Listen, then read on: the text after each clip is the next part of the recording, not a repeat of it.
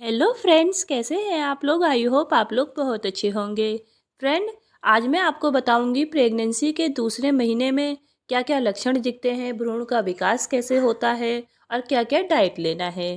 तो अगर आप मेरे चैनल पर नए हैं तो मेरे चैनल को सब्सक्राइब कर दें, साथ में बेल आइकन भी दबा दें। और अगर वीडियो अच्छी लगे तो वीडियो को लाइक करें और अपने फ्रेंड्स या फैमिली मेम्बर के साथ भी ये वीडियो शेयर करें। प्रेगनेंसी के दूसरे महीने के लक्षण में पहला लक्षण हैगा मॉर्निंग सीकनेस। ये बिल्कुल सामान्य लक्षण है जिससे हर प्रेग्नेंट महिला को गुजरना पड़ता है, तो आप बिल्कुल भी ना घबराएं।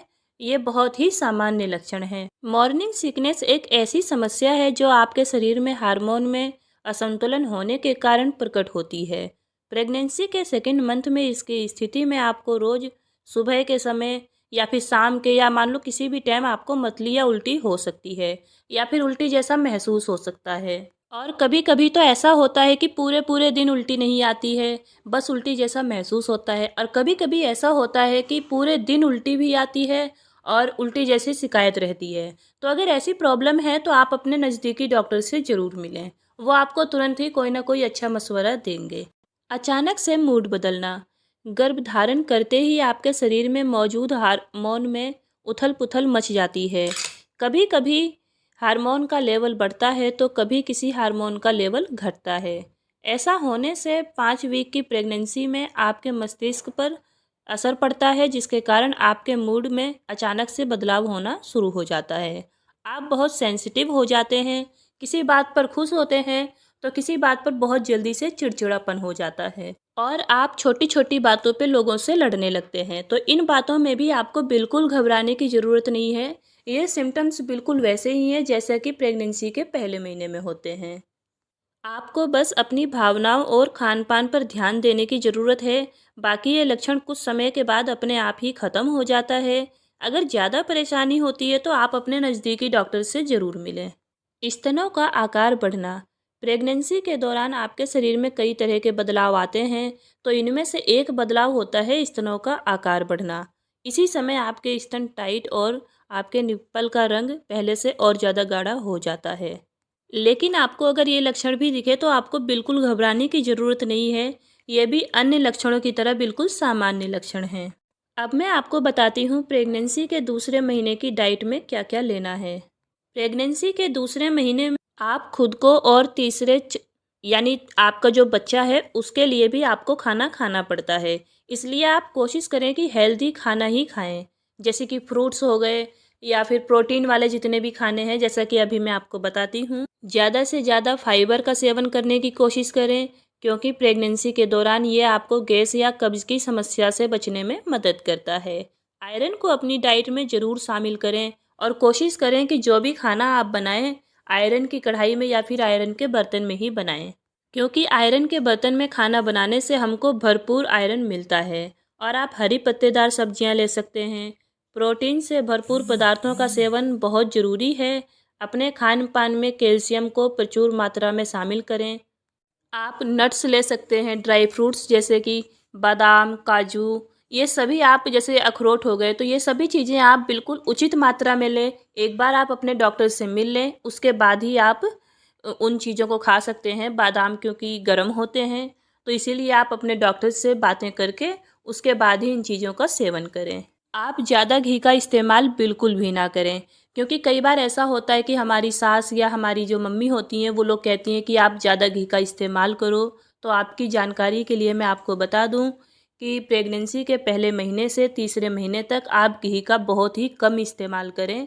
ज़्यादा से ज़्यादा आपने दाल में जैसे 1 चम्मच घी डाल लिया या फिर अलग से रोटी पे लगा लिया, पर ज़्यादा घी का इस्तेमाल ना करें, क्योंकि घी काफ़ी गर्म होता है। प्रेगनेंसी के दूसरे महीने में शिशु का विकास कैसे होता है।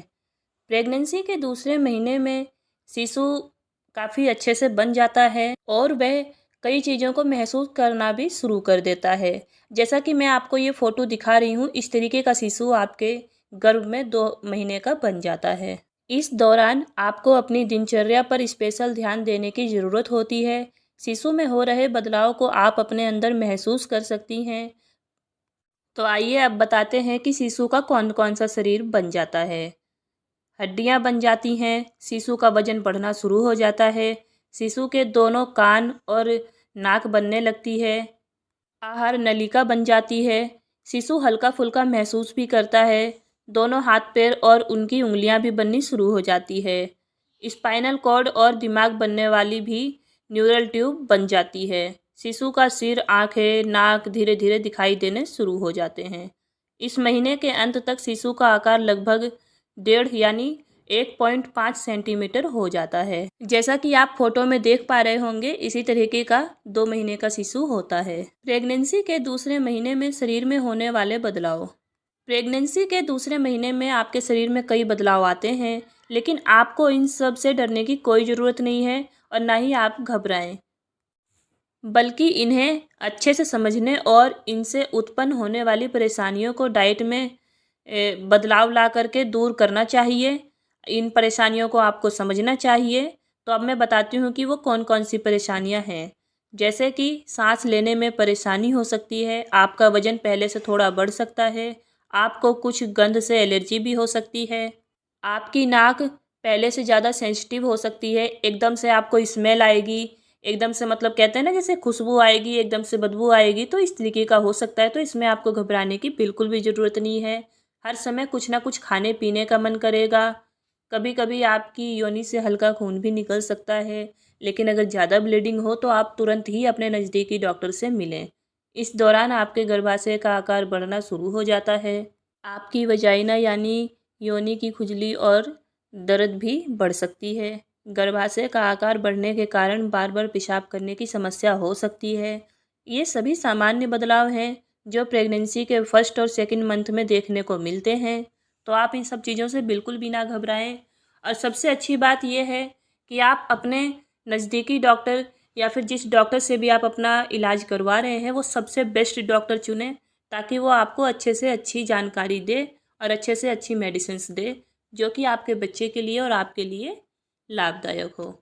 तो फ्रेंड्स, उम्मीद करती हूँ आपको ये जानकारियाँ अच्छी लगी होंगी और आप मेरे चैनल से जुड़ने के लिए मुझे सब्सक्राइब कर दें प्लीज़।